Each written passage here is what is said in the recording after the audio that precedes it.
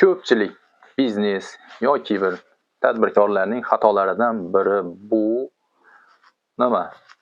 Xatolaridan biri bu SMMchidan nima talab qilishadi? Blogerdan nima talab qilishadi? Shuni bilishmaydi. Misol uchun qanday xato deyishingiz mumkin? Misol uchun tish doktoriga borasiz. Mana shu tish doktoriga borasiz va tish doktoriga borgandan keyin mana shu tishlaringizni qanday tuzatishi, boshqa nima kasali bor, nima dardi bor, hammasini faqat tish doktorining o'zi biladi. Tish doktoriga topshirasiz. To'g'rimi? Demak, hozir katta do'kon egalarimi, kichik do'kon egalarimi, biznes egalari, tadbirkorlar blogerlarni oldiryapti, SMMchilarni oldiryapti. Biznesmenlarning oldida bloger va SMMchi kim? Ular tish doktori doktor deb hisoblaymiz, tish doktori. Biznesmenni esa tishi og'rigan.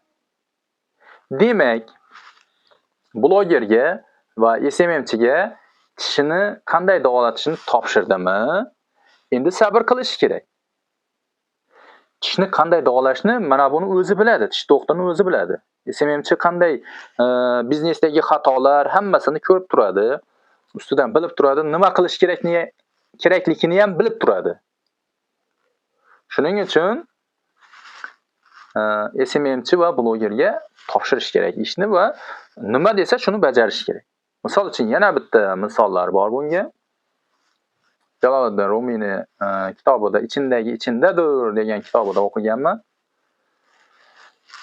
Ko'pchilik kelishmovchiliklar va omadsizlik, muvaffaqiyatsizlik va hokazo, urush, janjal hammasini orqasida nima turadi? Birinchi tushunmaslik. Va hozir shunga yaxshi bir misol keltiraman. Unda ham shuni aytgan Jaloliddin Rumiy. Masalan, liboy erkak kishi bo'ladimi, ayol kishi bo'ladimi, tikuvchiga bordingiz, siz tovar olib borasiz. Agar qanday tovardan kiyim tiktirmoqchi bo'lsangiz, masalan, kostyum tiktirmoqchisiz, tikuvchiga bordingiz.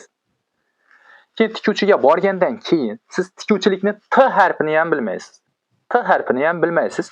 Tikuvchiga bordingiz, tovarni berdingiz, oldida o'tiribsiz. Endi tikuvchiga ha deb aql beraversangiz, aqllilik qilaversangiz, do'stim, bu yerga tikuvchilikka nima olib kelding? Tovarmi? Ha.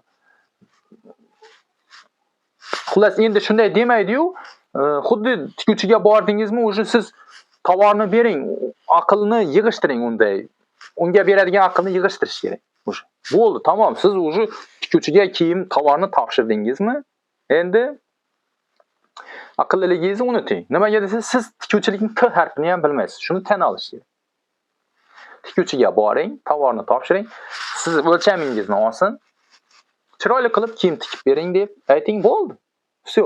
Siz unga bunday qilib bich, mana bunday qil, mana bunday tik, bunday qil, va hokazo deyaversangiz unga yoqmaydi. U o'zingiz tikuvchi ekansiz, o'zingiz qilavering deb qaytarib yuborishi ham mumkin. Xuddi shunday.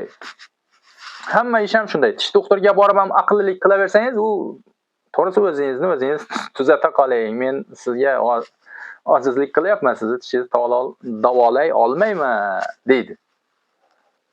Shuning uchun tadbirkorlarning xatosi ana shunda. Blogerni, SMMchini oldirdingizmi? SMMchi o'zi ko'rib turadi, qanday nima qilish kerak, hammasini yo'l yo'rig'ini ko'rib turadi. Unga topshiring, mana shunga quloq soling. Siz hisob-kitobingizni qiling. Blogermi? Blogerchilik ishini o'zi biladi u. Sotuvchilikmi? Sotuvchilikni bitta odamga qo'ying. Blogerchilikni bitta odamga qo'ying. Gruzchikni bitta odamga. Tizim kerak, tizimli boshqarish kerak. Gruzchik. Shunga yarasha oylik belgilang. Sotuvchi. Shunga yarasha oylik belgilang. Reklama sohasi, SMMchi, blogermi? Shunga yarasha. Xullas, o'ziga yarasha tizimlashtirish kerak.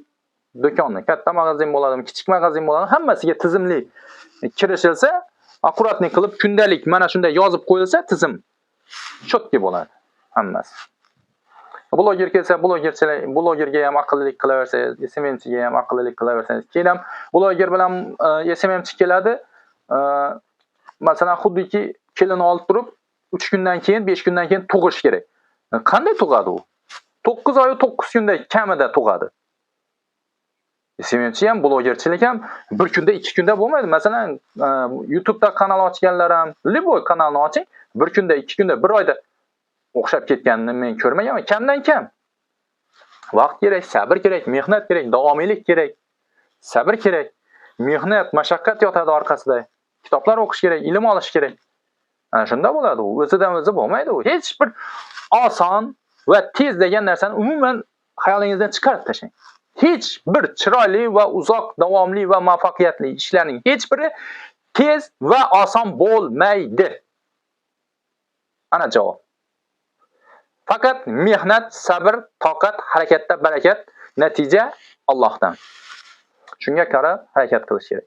Buni ko'proq mana shunday tadbirkor biznesmen do'stlaringizga, o'rtoqlaringizga tarqatib qo'yishlaringiz ham mumkin.